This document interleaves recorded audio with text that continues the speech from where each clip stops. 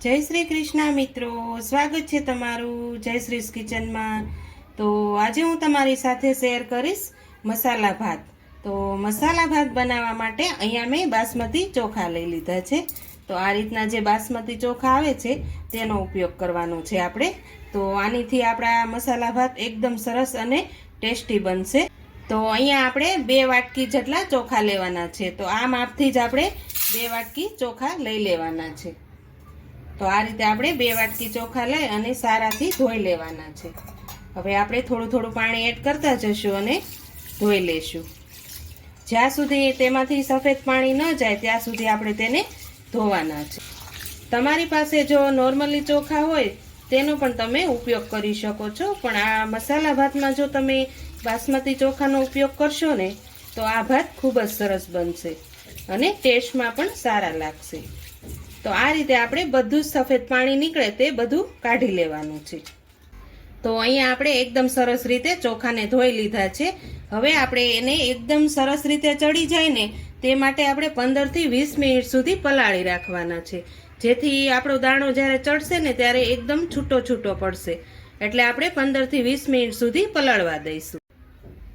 તો મસાલા ભાત બનાવવા માટે આપણે અહીંયા બધા જ વેજીટેબલ લઈ લીધા છે।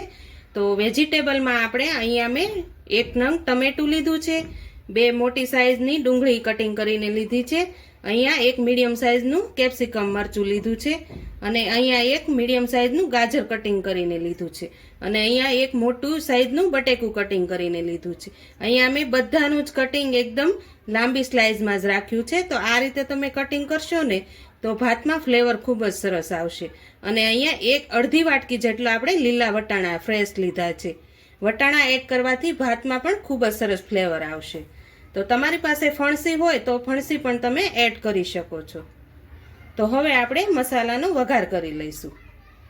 તો અહીંયા મેં કુકર લઈ લીધું છે। આપણે કુકરની અંદર જ મસાલા ભાત બનાવવાના છે, જેથી આપણા ભાત 10 થી 15 મિનિટમાં સરસ કમ્પ્લીટ થઈ જશે।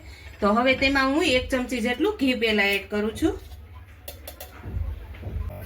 અને 3 ચમચી જેટલું આપણે તેલ એડ કરવાનું છે। તો આપણું તેલ અને ઘી એકદમ સરસ રીતે ગરમ થાય પછી રાઈ જીરું એડ કરીશું। તો અહીંયા આપણું તેલ અને ઘી એકદમ સરસ રીતે ગરમ થઈ ગયું છે। હવે તેમાં હું અહીંયા 1 ચમચી જેટલું જીરું એડ કરીશ અને અડધી ચમચી જેટલી રાઈ એડ કરીશ। તો જીરું અને રાઈ એકદમ સરસ રીતે ફૂટી જાય પછી આપણે લીમડાના પાન એડ કરીશું। તો આપણું રાઈ ને જીરું એકદમ સરસ ફૂટી ગયા છે। હવે લીમડાના પાન એડ કરીશ।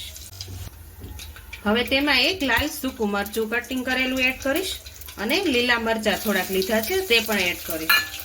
હવે અડધી ચમચી જેટલી આપણે થોડીક હિંગ એડ કરીશું। તો અહીંયા આપણો વઘાર પણ એકદમ સરસ રીતે થઈ ગયો છે। હવે પહેલા હું અહીંયા ડુંગળી એડ કરી દઈશ।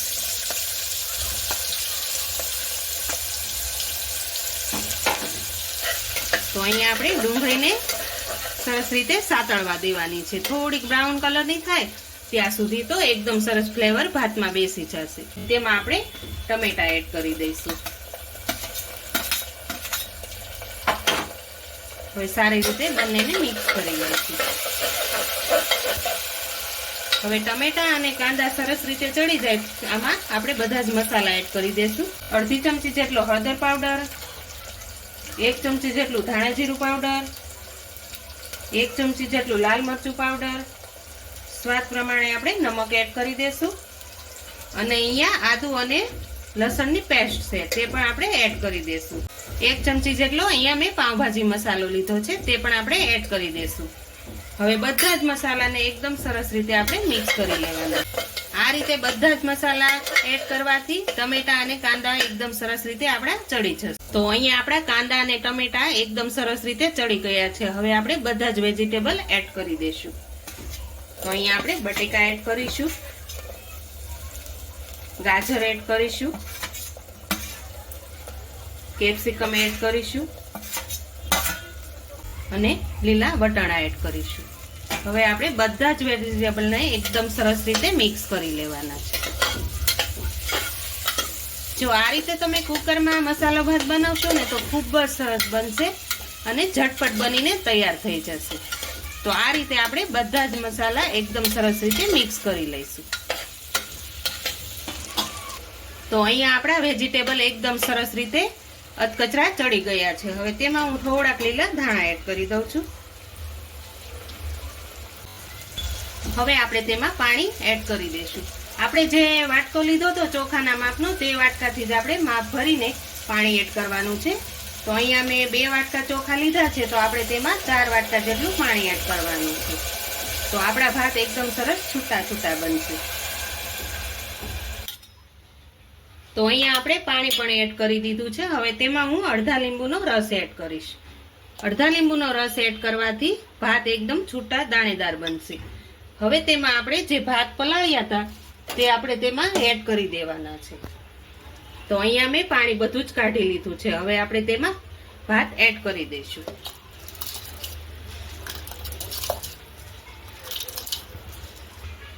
તો અહીંયા આપણે ચોખા પણ અંદર એડ કરી દીધા છે આ રીતના.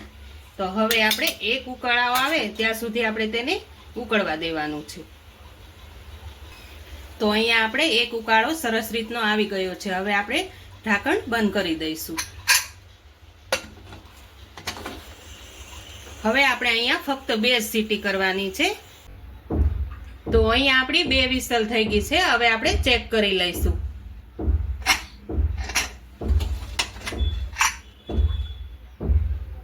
તો આપણા મસાલા ભાત એકદમ સરસ બનીને તૈયાર થઈ ગયા છે. તમે જોઈ શકો છો એકદમ સરસ છૂટો છૂટો દાણો બન્યો છે. તમને હું નજીકથી બતાવું. જો એકદમ છૂટો છૂટો દાણો બની અને તૈયાર થઈ ગયા છે. તો હવે તેને આપણે નીચે ઉતારી લઈશું. તો અહીંયા આપણા મસાલા ભાત બનીને તૈયાર થઈ ગયા છે. હવે તેની ઉપર હું લીલા ધાણા એડ કરી દઈશ. તો તૈયાર છે મસાલા ભાત બનીને આપણા રેડી થઈ ગયા છે. તમે પણ આ રીતે ઘરે જરૂરથી ટ્રાય કરજો.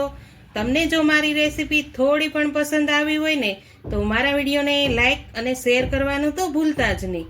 અને મારી ચેનલને પ્લીઝ સબસ્ક્રાઈબ તો જરૂરથી કરી દેજો ને કોમેન્ટ કરીને કહેજો કે તમને મારી આજની રેસીપી કેવી લાગી.